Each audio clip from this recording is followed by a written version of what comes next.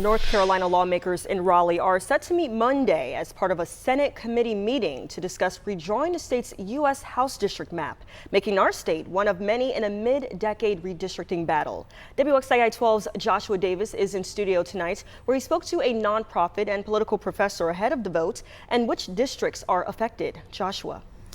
Kara, good evening. The professor I spoke to says it was only a matter of time until North Carolina would be the latest state to experience a fight over redrawing congressional maps ahead of next year's midterm elections. So it's not uncommon for us to be in the middle of anything that has to do with controversy over redistricting.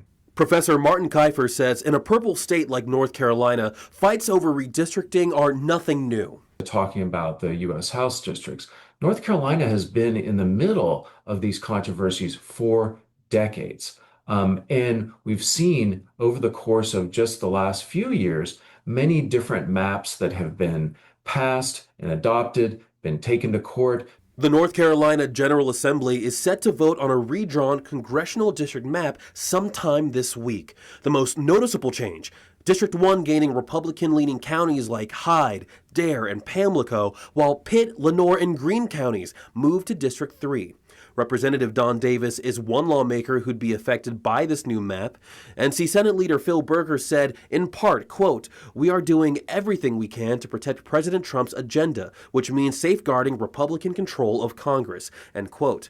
Bob Phillips of Common Cause North Carolina calls this vote a misguided priority, saying the General Assembly should be focusing on things like passing a state budget. North Carolina is one of 4 states in America that has yet to pass a state budget. That means all our spending levels are locked in place right now to last year's levels. State employees, teachers, state highway patrolmen, all the people who work for the state of North Carolina are going without a pay raise until a state budget is passed. And he adds, in the context of a national redistricting fight between Democrats and Republicans, it doesn't reflect the will of the people.